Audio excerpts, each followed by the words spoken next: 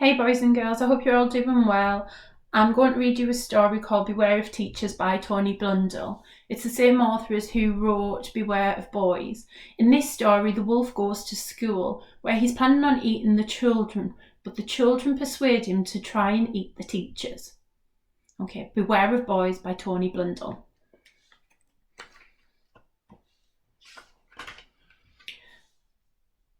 The wolf's larder was empty, with not even a nettle or a slug to chew on. And as for a nice plump boy or girl, he hadn't seen any for weeks. But as his tummy rumbled, he started to think, where were all the children? At school, of course. That's where I'll find lots of children to gobble up, he said. So the wolf went to school. All the children were lining up in the playground, so the wolf trotted over and joined them. The boys and girls eyed him warily, but the wolf put all thoughts of breakfast out of his mind and gave them his most angelic smile. Just then the bell rang and they all went inside. When the teacher saw the wolf, she clapped her hands and smiled. "Why, I see we have a visitor joining us today," she said. "How very nice." "But miss, said the children. Please, miss, he has a big bushy tail," said a boy. "And very pointy ears," said a girl, "and a big mouth full of very sharp." "That's quite enough, children," said the teacher. "I'm sure we will all do our best to make our visitor feel very welcome." And she smiled again at the wolf. "Do take a seat, Mr. Wolf," said the wolf. "Well, that is an interesting name. Do take a seat and we will begin our lessons." The wolf sat down obediently, but the chair was rather small and he had to tuck his tail in through the hole in the back. The children were already working hard, but however hard the wolf tried, his pencil didn't seem to work. No words or numbers came out of the end of it, just squiggles and scribbles. He looked around at the boys and girls and licked his lips. He was beginning to feel quite peckish. After what seemed a very long time, a bell rang, and all the children ran outside into the playground. "Ah," said the wolf, "dinner time," and he raced off after them. "Yummy, yummy, yummy, who's first in my tummy?" sang the wolf, and he chased the boys and girls around the playground. But try as he might, the wolf couldn't catch any of them. "Bother," he panted, as skipping ropes tangled around his arms and legs. "Bother again," he gasped, as footballs rolled under his feet. And oof, he grunted as he finally went crashing to the ground. When the wolf opened his eyes, he found himself surrounded by excited children. "Right, Wolfie," they said, "we know who you are and we know that you want to gobble us all up." "Oh, not all," said the wolf, not wanting to appear greedy. "Well, you won't be able to eat any of us like that, will you?" said the children. "We could untie you, Mr. Wolf, if you promise one thing." "Go and gobble up our teachers instead," said the girl. One teacher sounded better than no children, so the wolf agreed. "She would make a better meal than any of us," said the boy. Very carefully, the children untied their skipping ropes, and the rather confused wolf staggered off towards the classroom.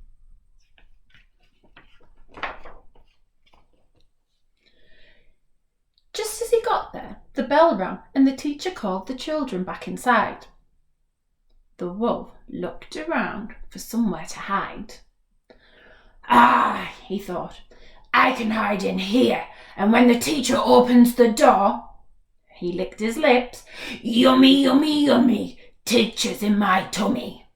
He pulled open the door and leaped into the teacher's store cupboard. It was very dark, and the wolf's feet landed right in a box of marbles.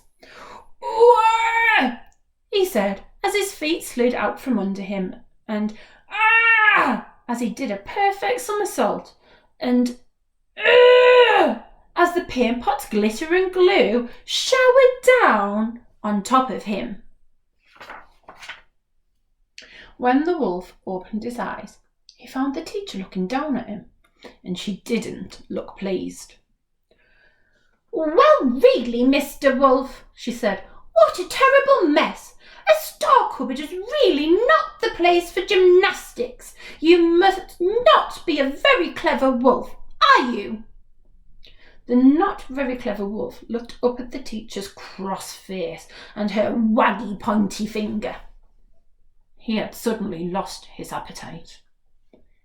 "I do believe, Mr. Wolf, that you were planning to leap out and gobble me up. But that wouldn't be very smart of you, would it? I am just a skinny teacher. Our headmaster is waiting outside for us, and he is big and fat. If you were clever, Mr. Wolf, you would eat him up instead." The wolf, who was now hypnotised by the teacher's waggy finger, agreed. When the children saw the bedraggled wolf emerge from the cupboard, they started to giggle. "Children," said the teacher sharply, "where are your manners? Mr. Wolf has made himself a lovely costume," she said, giving the children a big wink. "He looks perfect to help us with our country dancing." In saying that, she lined the boys and girls up with a rather puzzled wolf at the back, and they skipped out onto the field where the headmaster was waiting for them. The wolf was starting to feel quite peckish again, and he was looking forward to meeting and eating a big, fat headmaster. The headmaster beamed a big welcoming smile. "Good afternoon, boys and girls," he said. "I see we have a guest. You are very welcome, Mr. Wolf," said the wolf. "And how clever of you to come dressed as King of the May." The wolf swelled with pride. He'd never expected to become king just by going to school. "And now," said the headmaster, with a little bow, "if your majesty would be so kind as to hold these ribbons above his head, we can begin our dance." So the wolf took one end of the ribbons, and the boys and girls grabbed the other, and the music started to play. Suddenly, the wolf was surrounded by dancing children. His tummy was feeling very empty indeed.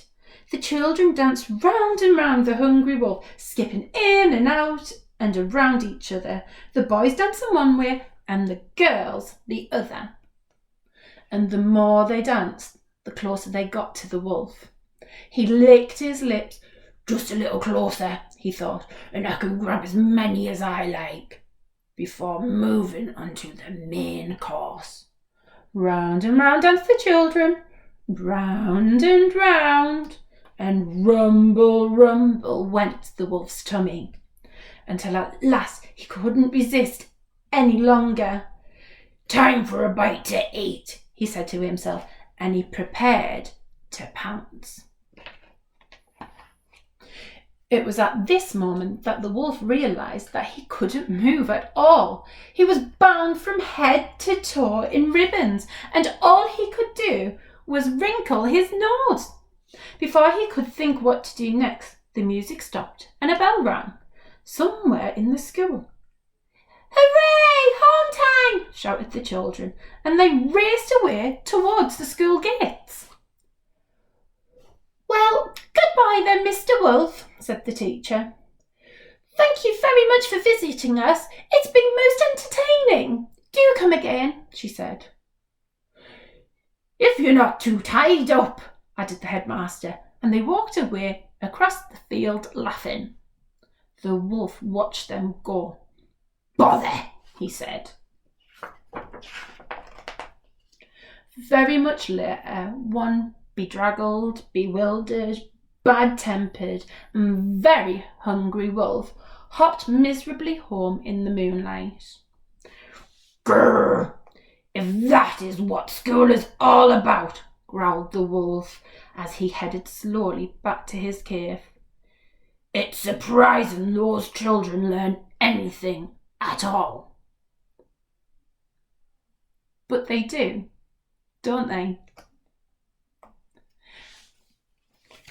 I hope you all really enjoyed the story, and keep tuned because we'll be adding more stories over the coming days. Miss you all and hopefully see you all again soon.